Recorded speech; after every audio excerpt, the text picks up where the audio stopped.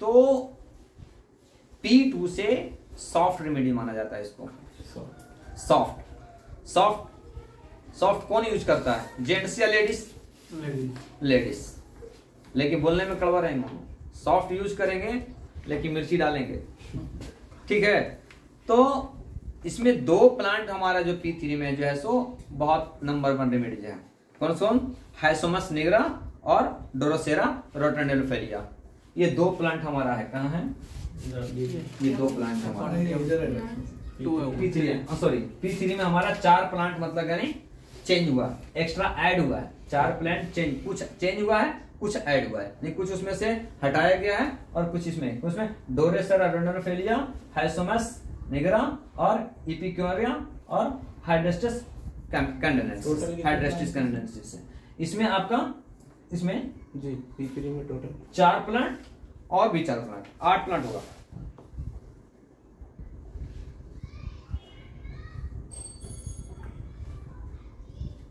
हाँ 8 प्लांट है इसमें। देखिए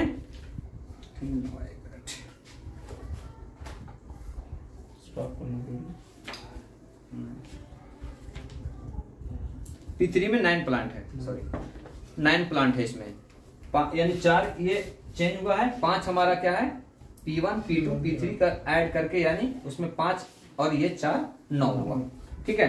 तो P3 एक ऐसा रेमेडीज है कि जो हमारा फीमेल पे वर्क करने वाला है, लेकिन सिर्फ नाम है फीमेल पे। इसका एक्शन कहाँ जाएगा, क्योंकि ऑलरेडी हमारा 5 प्लांट पहले वाला ही हम पढ़ रहे हैं। तो 5 प्लांट को पढ़ करके हमको क्या अंदाजा लगा सकते हैं, हमारा upper respiratory, lower respiratory, anti ट्यूबी, anti expectorant, anti inflated, anti fetid, बदबूदार स्मेल जो भी है, मतलब यानी पूरा मिलकर के इसमें रेडी है।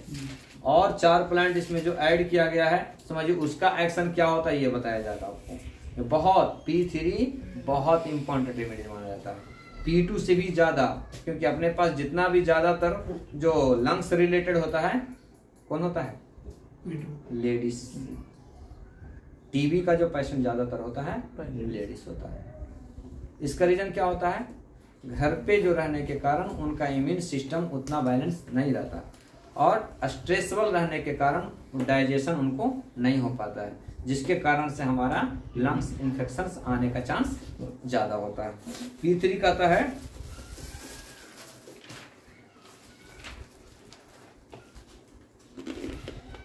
इसका प्रधान रूप से फिर से अगेन हमारा बाइंड पाइप, जो हमारा जो फर्स्ट P1 P2 में जो काम करते आ रहा है, हमारा इसमें काम करेगा। फेफड़े को ब्रोंकस कैपिलरीज, वायु प्रणाली की स्लैस्मिक bronchial mucous membranes, pharynx, larynx, entire respiratory organ के ब्लड कैपिलरीज, जहां पे ब्लड को कैपिलरी में मतलब कन्वर्ट होता है, प्योर होता है, वहां पे काम करता है इसको। और कार्डियक वस्कुलर्स, कार्डियक बलगम को ढीला करने के लिए एक्सपेक्टोरेंट औषधि, यानी बलगम को जो हार्ड रहता है, ड्राइनेस रहता है, उसको भी आपको कवर करने का काम करता है आपको, ठीक है।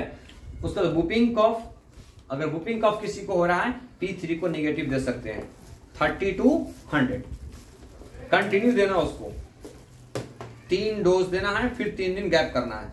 P3 का 30 to 100 अगर ये देंगे तो आपको ये कफ को ढीला करता है आपको, ठीक है। एंटी स्पास्मोडिक, अब देखिए किसना का खांसी होने के बाद पेट में दर्द होता है, कहता ना डॉक्टर साहब खांसते खांसते पेट पकड़ ले रहा है, तो हमारा ये कौन सा रेमेडीज काम कर रहा है, P3, ठीक है। उसके बाद कहता है स्पास्मोडिक कफ, ड्राई कफ और हाइड्रोफोबिया, निमोनिया, हेमोटेसिस इसको बोलते हैं। हेमोटेसिस का मतलब होता है कि ब्लड के साथ में वोमिटिंग होना, ठीक है। इसको बात कर बाहर बात करो, ठीक है। हेमोटेसिस और कहता है blood vomiting, dry cough, hiccup का मतलब हिचकी। अब हिचकी आता है तो सोच लिया हमारा P3 नंबर 1 रेमेडीज है। कहता ना डॉक्टर साहब हिचकी आ रहा है क्या दूं, तो उसको आसानी से हम उसको P3 दे सकते हैं। उसको बाद कन्वल्सन से, जी। कन्वल्सन्स का मतलब क्या होता है? फिट्स। जब तेज बुखार आता है, बच्चे हाथा पैरा अकड़ जाता है, दांत वगैरह निकालता है, बैठा लेता है, तो उस वक्त हमारा ये नंबर 1 रेमेडीज आपको क्या है? P3 है आपको। उसके बाद कन्वल्सन्स, स्वेट, पसीना ज्यादा आ रहा है। पसीना आने का मतलब ही यही होता है कि हमारी बॉडी में ऑक्सीजन की कमी होना। आप देख लीजिएगा कोविड वाला में जितने पेशेंट आए थे, मैं एक पेशेंट को देखा था, पसीना इतना इतना कि उसका कपड़ा 5 मिनट के अंदर में पूरा बिक गया। 5 मिनट के अंदर में जो ऑक्सीजन देख कर चेक कर तो 60 था उसको। तो इसका मतलब क्या हो रहा है? यानी कार्डियक कन्वल्सन्स के जैसा मसो हो रहा है, कार्डियक प्रॉब्लम होने का चांस हो रहा है, रिस्पिरेटरी ट्रैक्ट इन्फेक्शन होने का मतलब यानी कारण से सिकुड़ रहा है, जिसका जितना ऑक्सीजन जाना चाहिए उतना नहीं आ रहा है। ठीक है। स्वेट, हार्ट पेन, एपिलेप्सी, इंसेंटिनिटी। इंसेनिटी मतलब यानी जो पागलपन दौरा के जैसा होता है, जिसको चाहे उसको मार दिया, ये पागलपन के जैसा, तो वैसे कंडीशंस में हमारा P3 नंबर 1 माना जाता है। पेन, हकलाना, बहुत नंबर 1 रेमेडी है। छोटा बच्चा बोलता है डॉक्टर साहब ये हकला रहा है, क्या दूं मैं इसको? अब वहां पर इसीलिए बोला जाता है कि इलेक्ट्रोपैथिक ऐसा पैथी है कि हर बीमारी के मेडिसिन इसको ढूंढ सकते हैं, लेकिन एलोपैथिक में नहीं ढूंढ सकते। आप सीधा बोल दिया कि ENT का बता दो, चाहे तो TNT का बता दो, आपके पास कुछ समझ में नहीं आएगा। क्या मल्टीविटामिन देंगे, विटामिन C देंगे, विटामिन D देंगे, एंटीऑक्सीडेंट देंगे, इतना ही दे सकते हैं, लेकिन कोई डिजीज हमारे को उसको फाइंड नहीं हुआ अभी तक, उसका रिसर्च में उसका वो ऐसा नहीं हुआ है। तो इसलिए हमारा P3 जो है सो नंबर 1 रेमेडीज का होता है। P3S5 लिख लीजिए, P3S5C13BE, P3S5C13BE। ये आप अगर देंगे तो आपको हकलाना बंद हो जाता है, निगेटिव में दीजिएगा आपको। उसके बाद कहता है P3S5C13BE। और P3 हमारा कहां? जो कंटिन्यू बात करता है उसको ड्राइव होता है, जैसा लेक्चरर होता है, स्पीकर होता है, लीडर्स होता है, वैसे पेशेंट को यानी बोलते डॉक्टर साहब मेरे को आवाज बोलते बोलते आवाज बैठ जाता है, फिर आवाज नहीं निकलता है, P3 नंबर 1 रेमेडीज है। वैसे पेशेंट को और दे सकते हैं हम जिसको डर लगता है, बुखार आया पूरा ब्लैंकेट ढक लिया, अरे वो मेरे को ऐसा दिख रहा है कि मैं मर जाऊंगा, कुछ समझ में नहीं आ रहा मैं क्या करूं। लेडीज लोग में ये डर, मैं जहर खा लूं या क्या कर लूं, सुसाइड कर लूं, ऐसा मतलब कि उनको ये डर होता है, तो वैसे पेशेंट को हमारा P3 नंबर 1 रेमेडीज होता है। ठीक है। P3 जो है सो हमारा बिलो 10 ईयर्स, 10 साल से नीचे के लिए माना जाता है और लेडीज के लिए माना जाता है। ठीक है। लेडीज डीप स्टूपिड, अपने आप को बहुत ज्यादा एडवांस समझना, नहीं मूर्खता यानी बेवकूफ। बेवकूफ किसको बोलते हैं? यानी जो आप बात समझाएंगे वो बात को नहीं समझेगा और जो मर्जी होगा वही काम करेगा, वो कम अकल जिसको बोलते हैं। गिलास उससे टूटा, बोले कि नहीं मैं गिलास अपने आप में गिर गया, देखे भी समझे भी उन्होंने भी समझ रहा, लेकिन अपने आप को इनोसेंट नहीं मानेगा, मैं निर्दोषी हूं, मैं गिल्टी नहीं मानेगा वो। तो वैसे लोगों को भी अगर P3 अगर देंगे ऑटोमेटिकली वो गलती को गलती मानना शुरू कर देगा। तो सबसे पहले लेडीज को देना शुरू कर देंगे। ठीक है। उसके बाद कहता है हेड रीजन वेरी कंफ्यूजन्स, कुछ काम करने के लिए जा रहा है उसको खुद समझ में मैं करूं या ना करूं, बहुत कंफ्यूजन दिखना, यानी जो काम करने के लिए जा रहा है उसको अपने आप पर खुद विश्वास नहीं कि हम इसको कर पाएंगे या नहीं पाएंगे। 5 किलो का ही चावल लाना वहां से, लेकिन जा रहे हैं लाएंगे नहीं लाएंगे, उठेगा नहीं उठेगा, ऐसा। यानी जितने भी कंफ्यूजन डिजीज होता है, यानी जो किसी चीज पर अपने आप पर विश्वास नहीं रहता है, वैसे पेशेंट को ये P3 नंबर 1 रेमेडी माना जाता है। कहता ब्रेन लीज फील होना, और ब्रेन का कहता ना डॉक्टर साहब लगता है कि ब्रेन हल्का इसमें दिख रहा है, लगता है हिल रहा है, यानी लूज हो गया, इसका मतलब ब्रेन कम काम करने जैसा महसूस होता है उसको, लेजीपन जैसा स्टिफ नहीं महसूस होता है इसमें। फील होता है आई पुपिल डायलेटेड बोलते हैं इसको, आंख के अगर बारे में जाते हैं पुपिल डायलेटेड बोलते हैं ना, मैं देख रहा हूं इधर, आंख इधर है लेकिन देख रहा उधर, टेढ़ा रहता ना, बहंगापन जिसको बोलते हैं। तो बहंगापन में भी आपको P3 नंबर 1 रेमेडी सोच सकते हैं। P3 हम तो लंग्स पे दे रहे हैं, दे खांसी के ले खांसी, P3 देते जाओ, लेकिन कहां पे काम कर रहा है इसका? हमारा आई पे पुपिल डायलेटेड, यानी ऐसा देख रहे हैं, ऐसा हम लोगों को तो करने भी नहीं आता, वो जो जिसको करता हुआ आ जाता उसका। जी हाँ। और ऐसे देखने में हमें दिख रहा है कि जैसे कोई दूसरे को देख रहा है लेकिन हमारे को दिख रहा है, वो स्ट्रेस टेंशन में भी रहता है तो इसको बहुत। उसके बाद डिप्लोपिया, आंख के रीजन में अगर डिप्लोपिया बोले तो डबल दिखना, यानी एक फोटो है वहां एक ही आदमी है लेकिन मेरे को ऐसा दिख रहा है कि ये किधर है ये किधर है, दोनों के आगे पीछे मतलब कि एक सेट बना करके डिप्लोपिया बोलते हैं उसको। डिप्लोपिया होना, tongues breast red cracking, dry cough, tongues लाल होना, रेड आई रेड होना। तो वैसे वैसे पेशेंट को यह माना जाता है कि हाँ ये हमारा ये P3 नंबर 1 रेमेडीज है, यानी P3 को नेगेटिव। अब सोच लीजिए कि ऐसे कंडीशंस में अगर कुछ भी आए, कुछ भी नहीं करना, आपको उसका डिजीज मेडिसिन बना के नहीं देना है, P3 का हायर डायल्यूशन दे देना, 10,000 के एक डायल्यूशन दे देना। 10,000 के आप अगर 20 ड्रॉप दे दिए, फिर अगला वो 15 दिन के बाद आता है डोज उसका, एक डोज 15 डेज के बाद, तो 15 डेज के और मेडिसिन दे रहे ना।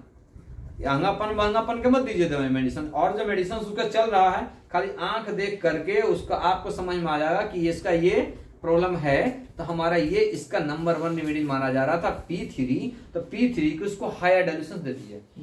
जब हायर डायल्यूशन दे दीजिएगा और उसको बोलिए मत कि मतलब आंख के लिए दे रहा हूं मैं, या नाक के लिए दे रहा हूं मैं, या कान के लिए दे रहा हूं मैं, वो सिंगल डोज आप दे दीजिए। 15 दिन के बाद उसको खुद बोलिए क्या भाई आंख आपको कुछ महसूस हो रहा है, और डॉक्टर साहब पहले ऐसा दिख रहा था अब ऐसा दिख रहा है, तो आपको बोला कि अब बोलिएगा कि मैं उसका आंख का भी मेडिसिन दिया था, अब उसको और ऐड कर रहा हूं मैं, और ऐड कर रहा हूं मैं, तब जाकर पैसा देता हूं। फायदे पे पैसा लेना, हमारा मेडिसिन तो फायदा पे पैसा देगा, पहले तो नहीं देगा, पहले जो मैं इलाज करा रहा है उसी पर दीजिए, लेकिन दूसरा बार में हम उसको ऐड कर लेते हैं, ठीक है। और ऐसे कंडीशंस में हमारा ये काम करता है।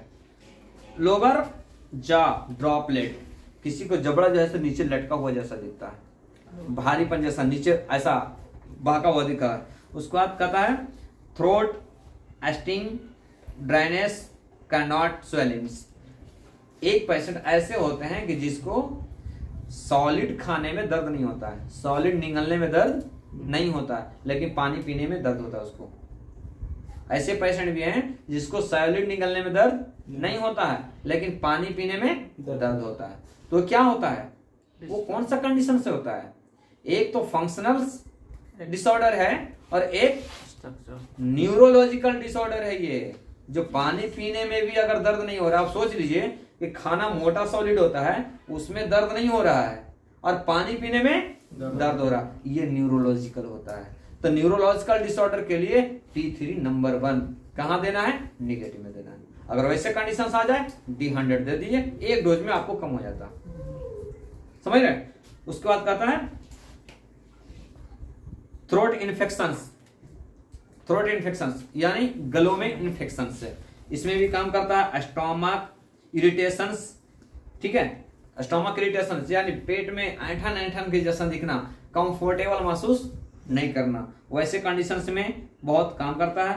कन्वर्सन्स मीन द वोमिटिंग्स, क्या होता है, किसी को फिट जैसा आया वोमिटिंग हो गया, फिट जैसा आया वोमिटिंग हो गया। तो वोमिटिंग में दो तरह से होता है, अगर ब्रेन से रिलेटेड वोमिटिंग होता है तो कफ निकलेगा, ठीक है, अगर नॉर्मल वोमिटिंग होगा तो खाना निकलेगा। तो ये याद रखिएगा, ब्रेन से रिलेटेड अगर कफ आया तो समझिए कि उसका कंडीशंस बुरा है। बोलते हैं ना कि मरते वक्त क्या निकलता है, कफ निकलता है, व्हाइट झाग निकलता है, तो क्या समझते हैं अब इसका एक्सपायर होने वाला है। तो वैसे पेशेंट को एहतियात कीजिएगा। अरे नहीं नॉर्मल वोमिटिंग है बोल के पेशेंट तो एक ही बात बोलेगा, और डॉक्टर साहब अभी चक्कर आ गया, गिर गया, गिराने के बाद मतलब ये वोमिटिंग हो रहा है। और तीसरा ऑप्शन मतलब अगर पहचान जो है सो आपको क्या है कि अगर वोमिटिंग बीच से आएगा, यानी ऐसा गिरेगा, बीच से आएगा हमारा पेट से वोमिटिंग है, साइड से आया हमारा झाग है, वो समझिए कि last stage of the dead, वो ब्रेन से रिलेटेड है ये चीज। तो ये जो था हमारा P3 का है, इसका थोड़ा और आगे है, मैं उसको बताता हूं, मैं आपको रुको उसको।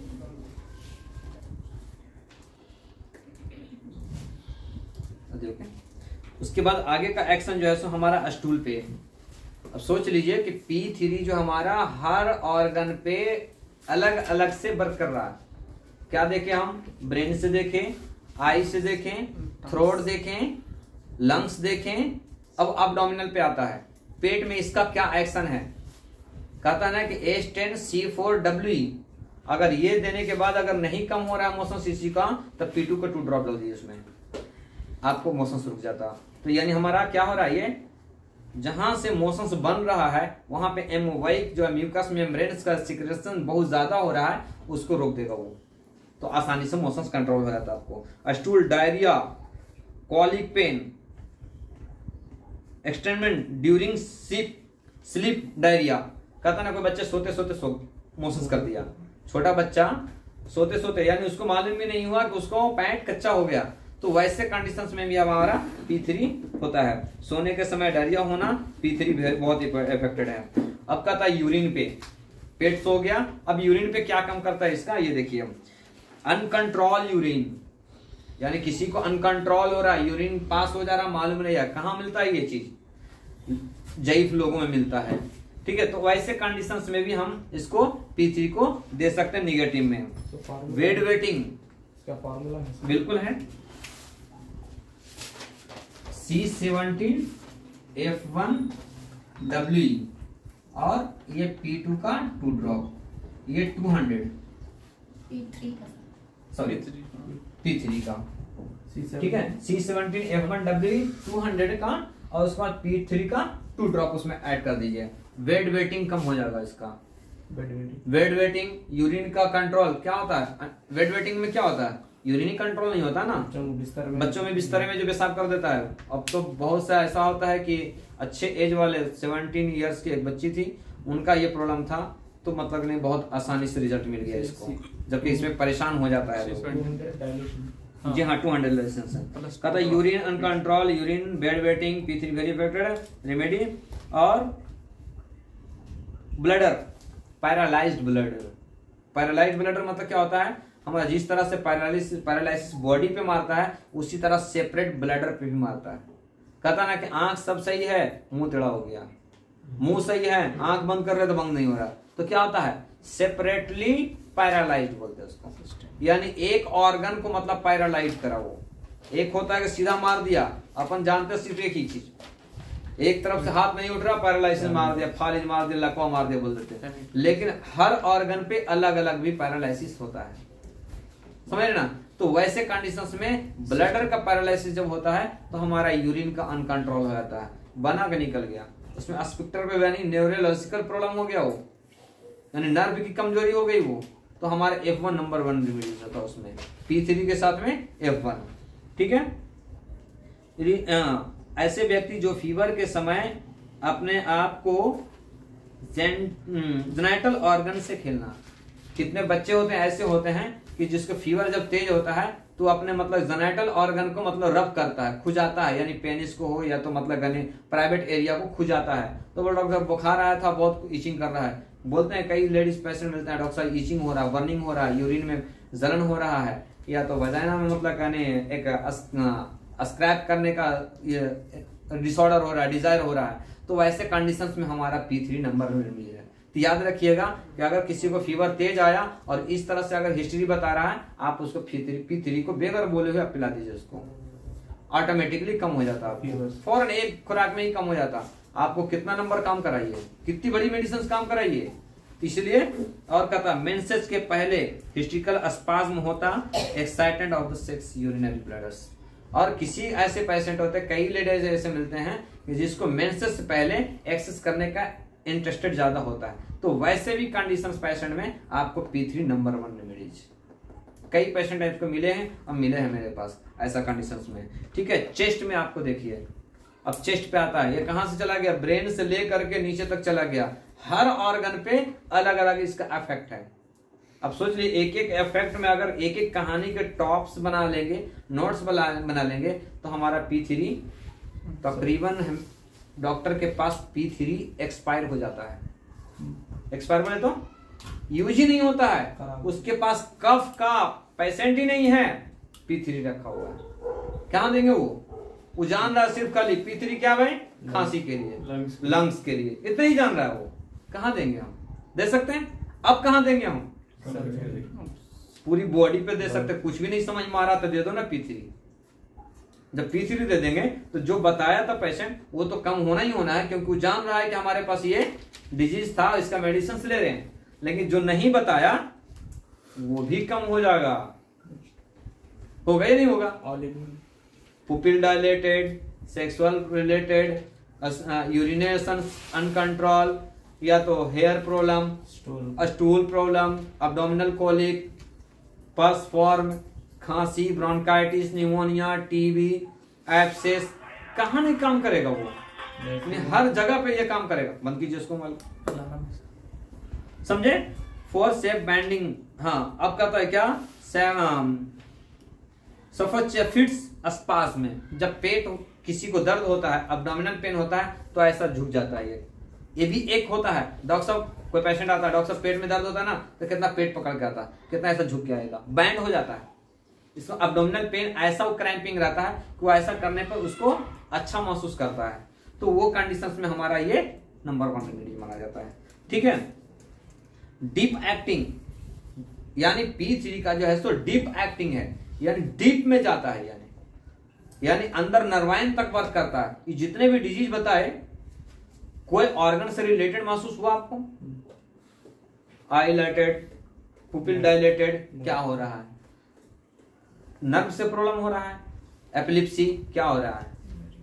फिटेड हो रहा है, क्या हो रहा है? फिट्स आ रहा है, क्या हो रहा है? बुखार आ रहा है तो इचिंग हो रहा है, जेनिटल एरिया में क्या हो रहा है? मेंसेस के दौरान मतलब सेक्सुअल डिजायर हो रहा है, क्या हो रहा है? ये पूरे न्यूरोलॉजिकल प्रॉब्लम हो रहा है। तो डीप किसको बोलते हैं? जिस तरह से F1 काम कर रहा है, उसी तरह से हमारा P3 काम कर रहा है। तो जिस तरह से P3 और P2 या P1 डिजीज के हिसाब से हम नहीं चलते हैं, उसी तरह से हमारा F1 भी नहीं चलते हैं। F1 कहाँ हम देते हैं? किसी का उसका प्राइवेट ऑर्गन है कुछ, या हमारा S6 जैसा किडनी के लिए है, तो F1 हमारा क्या है? नर्वाइन रेमेडीज है। तो नर्व कहाँ नहीं है? बॉडी है, तो कंप्लीटली ऑर्गन दिया हुआ है उसमें। ठीक है, ये चीज होता है। जब गहरी नींद आती है तो एपिलेप्टिक अटैक आता है। एपिलेप्टिक अटैक किसको बोलते हैं मालूम है? सोए ऐसा होगा, जो सोए सोए छोटा बच्चा अब आता है, मेरे पास आता है एक बच्चा को, अल्हम्दुलिल्लाह बहुत अच्छा कवर किया वो, वासित नाम के लड़का था, नीलोफर रिटायर था वो बोल दिया कि डॉक्टर साहब इसको कुछ भी नहीं है, लेके जाओ। लेकिन आए तो वही कहानी, आए सोए ऐसा। अब कोई भी अगर बच्चे के साथ में सोए हुए माँ अगर वैसा करेगा तो फौरन उठ जाएगा ना, वो उठ गया, दौड़ के हॉस्पिटल लेके जा रहा है, कुछ भी नहीं है। तो क्या था? न्यूरोलॉजिकल प्रॉब्लम था वो। उसको मैं क्या दिया? बेस 2 में C1 वर्वन बाई थर्ड डायल्यूशन, बेस 2 में C1 वर्वन बाई। तो क्या हुआ? C1 वर्वन बाई जितना भी ब्रेन से रिलेटेड होता है वो पूरा फंक्शन काम करता है। तो वहां पे हमारा P3 बच्चे के लिए क्या बताए? 10 साल से नीचे को बताया मैं। तो P3 is the best remedy of the epileptic attack. जो सोते सोते समय में झटका देके उठ जाना, वैसे कंडीशंस में आपको ओल्ड एज में भी लोग वैसे होते हैं। बिल्कुल हाँ होता है, तो एकदम हाँ चमक जाता हो। तो वैसे कंडीशंस में भी मतलब यानी आपको होता है। P3 हमारा सॉफ्ट रेमेडीज माना जाता है। क्या है? मुलायम। P1, P2, P3, P4। तो लेकिन इसमें सबसे ज्यादा जो मुलायम जो है, सॉफ्टेड है, आपको P3 है, लेकिन डीप सीटेड है, डीप में वर्क करने वाला है, न्यूरोलॉजिकल में वर्क करने वाला है, नर्व पे काम करने वाला, नर्वाइन पे काम करने वाला है। उसके बाद कहता है आरटीआई बूस्टर में आपको बताया था ना कि H2, C2, A2, P3 इस तरह से एक आरटीआई बूस्टर बनाते हैं। आपको देखिएगा N2 टिश्यू एंटीबायोटिक के जैसा काम करता है। अभी क्या बोला? एंटीबायोटिक। एंटीबायोटिक किसको कैसा यूज करवाते हैं हम एंटीबायोटिक उससे यूज करते हैं ना, एंटीबायोटिक के साथ में जो भी हमारा डिजीज का मेडिसिन ऐड कर देते हैं, वहां हमारा एंटीबायोटिक चला जाता है। जाता है नहीं जाता है? ओफ्लॉक्सासिन के साथ में ऑरिंडाजिल दे दिए, मोशंस में चला जाता है वो। लेवोफ्लॉक्सासिन के साथ में हम लेवोसिटिजन दे दिए, हमारा क्या काम कर लिया वो? लंग्स पे एंटी एलर्जी में काम कर दिया। सिफैक्सिन के साथ में पैरासीटामोल दे दिए, बुखार में काम कर दिया। एजिथ्रोमाइसिन के साथ में हम सर्फेक्टेडाइज के साथ में दे दीजिए, आपको स्वेलिंग में काम कर। तो उसी तरह से हमारा P3 जो है सो क्या है? हमारा एंटीबायोटिक के जैसा काम करता है। यानी हर जगह उसको भेज सकते हैं। रेमेडी सिलेक्ट कीजिए, डिजीज सिलेक्ट कीजिए, ऑर्गन सिलेक्ट कीजिए, उसको डाल दीजिए। तो यानी हर जगह पे ये वर्क करने वाला चीज है। कौन सा? P3 आपको। ठीक है। स्टोमक, वोमिटिंग, HCl बनने के बाद डिसऑर्डर होता है, जब पेट में जो एसिडिकल बन जाता है, बहुत ज्यादा बेचैनी घबराहट होता है, वहां भी हमारा P3 काम करता है। क्योंकि P3 में क्या है, ये है ना हाइड्रेस्टिस कैनाडेंसिस, कहाँ है, एस ग्रुप में पूरा में है ये हाइड्रेस्टिस कैनाडेंसिस, S1 में भी है, S2 में भी है, S3 में भी है, S5 में भी है, S6 में भी है। अब सोच लीजिए, तो हमारा S1 क्या काम कर रहा था, डाइजेस्टिव सिस्टम काम कर रहा था, वो एसिडिकल पे काम कर रहा था, तो हमारा ये काम करेगा या नहीं करेगा। अब एक एक प्लांट आप पढ़िए, आपको खुद मालूम होता कि हम कहाँ जा रहे हैं। इसलिए हमारा रेमेडी पढ़ाना मकसद नहीं है, प्लांट पढ़ाना मकसद है। अगर प्लांट पढ़ाना, लेकिन इतना प्लांट है कि हमको ये 4 महीना में पूरा हमारा ये पहले जो 4 महीना का जो कोर्सेज है, तो इसमें हमको पूरा रेमेडीज पढ़ा देना है। फिर अगला 4 महीना का जो रहेगा उसको बेसिकली एक एक प्लांट का एक दिन में सिर्फ खाली प्लांट पढ़ेंगे। ये P3 का सिर्फ जितना जो बोल रहा हूं मैं, सिर्फ खाली 2 प्लांट के बता रहा हूं मैं, अभी बाकी पूरा प्लांट बाकी है, लेकिन टाइम का किल्लत रहने के कारण मैं आपको 2 प्लांट को और बिल्कुल निचोड़ करके मैं छोटे रूप में बनाया हूं। उसके बाद भी पूरा होना मुश्किल हो जाता है। ठीक है, तो अपन अगर प्लांट बेसिस में अगर याद कर लिए तो आसानी से कोई भी मेडिसिन आपके पास एक्सपायर नहीं होगा और कोई भी डिजीज आपसे बच के जाना मुश्किल हो जाएगा। इसीलिए मैं पेटेंट को वैल्यू नहीं देता हूँ, अपना रेमेडीज के हिसाब से, अपना प्लांट के बेस के हिसाब से। आप कुछ भी समझ में नहीं आता तो एक प्लांट के जो पढ़े उसी का खाली एक एक्शन याद रख लीजिए कि हमको ये काम कर रहा है, ये चीज खाली एक ही प्लांट कर, एक ही चीज को बना कर दे दिए, बस हायर में दे, लाइटर में दे दिए ना, वो अपने काम कर लेगा वो आपको। ठीक है, उसके बाद कहता है क्या, P3 use GRD very affected. GRD गैस्ट्रोएसोफेगस, यानी एसिडिकल जहां से भी बन रहा है वहां पे काम करता है। P3 ब्रोंकाइटिस, अस्थमा, क्रॉनिक कॉफ, ये पूरा में काम करता है। Main work RSP, bone glands, neuralgia, spasm, dry cough. अब समझ लिए, बोन पे भी काम करता है P3। क्यों काम करता है बोन पे, क्योंकि इसका तो बोन से रिलेटेड है नहीं। हाइड्रेस्टिस कैनाडेंसिस अगर डिटेल पढ़ेंगे इसका तो बोन पे भी काम करता है, मायरो बोन से रिलेटेड है ये, तभी तो हमारा डिटॉक्सिफिकेशन कर रहा है, एसिडिकल को दूर कर रहा है, तो हमारा P3 काम करेगा ना इसमें। वूपिंग कॉफ, अस्टोमिलेटिंग, P3 can not use the positive, P3 positive में यूज नहीं करना है, D4, D3, D2 में यूज नहीं करना है। अगर यूज करेंगे तो क्या होता, जहां से हम जिस चीज को हम बैलेंस कर रहे थे, निगेटिव में कर रहे थे, वो बढ़ जाएगा, एग्रीवेट करेगा।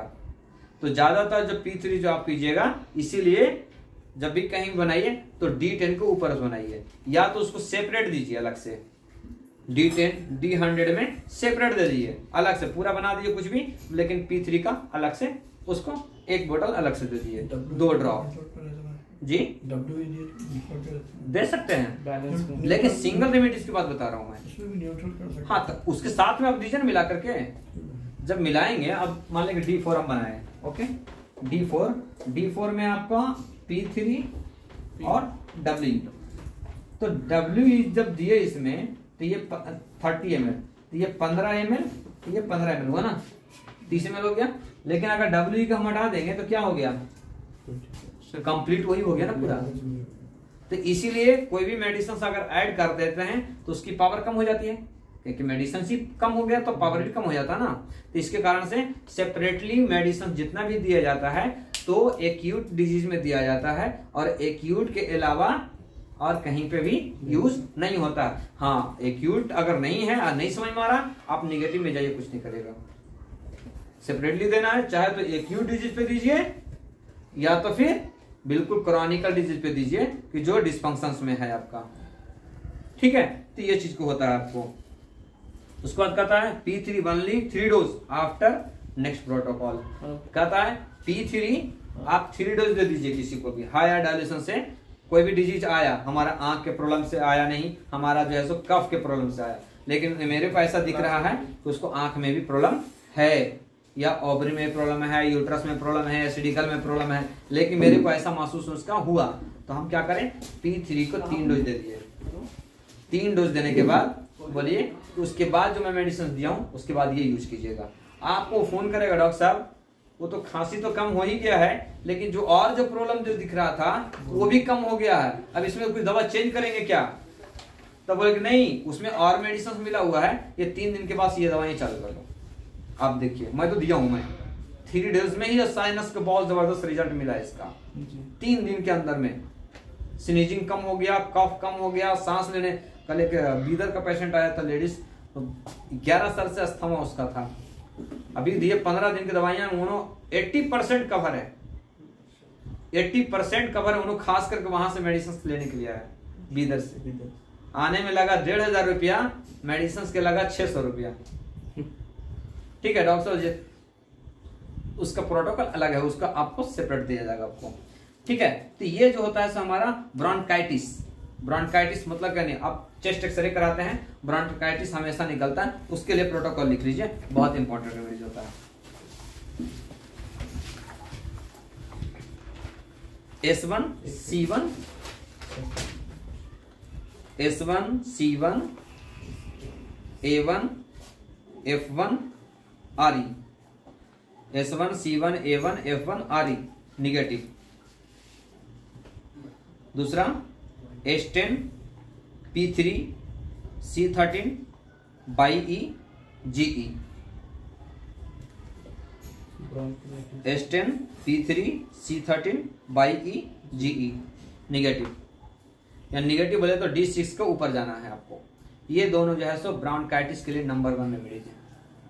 ठीक है, तो ये जो है सो हमारा ब्रोंकाइटिस में आ गया। आपको थ्रोट में टुकड़े होना, जैसे फील होना, थ्रोट गले में ऐसा लग रहा है कि हमारा फट रहा है, यानी चुभ रहा है, टिंकलिंग हो रहा है, जैसे जलन जैसी होती है, निगल रहे हैं तो लग रहा है चुभ रहा है, तो ऐसे में हमारा P3 नंबर 1 है। ठीक है, उसके बाद कहता है स्किन जैसे महसूस होना, वेट कॉफ और पेशेंट रात में खांसी होना। कहता है वेट पर जाते ही खांसना शुरू होता है कोई पेशेंट, बोलते हैं ना खांस, ऐसा दिन भर सही हो रहा, बेड पे जैसे ही गया खांसी शुरू हो गया, P3 नंबर 1। आपको 3 डोज दे दीजिए, खत्म। ठीक है, तो वैसे लोगों के लिए P3 बहुत इफेक्टिव रेमेडीज होता है। तो ये जो था सो हमारा P3 का पूरा डिटेक्शन था। इसके साथ में अब जो चलते हैं हम P4 चलते हैं। P4 भी बहुत इंपॉर्टेंट रेमेडीज है, जिसका भी अगर पूरा किया जाए तो आपको बहुत लंबा है उसमें। जबकि P4 में हमारा कितने प्लांट है? 2 ही प्लांट ऐड हुआ है, कुछ चेंज हुआ है, कुछ ऐड हुआ है। ठीक है, इसके साथ में चलते हैं आपको। इसको रोको थोड़ा सा।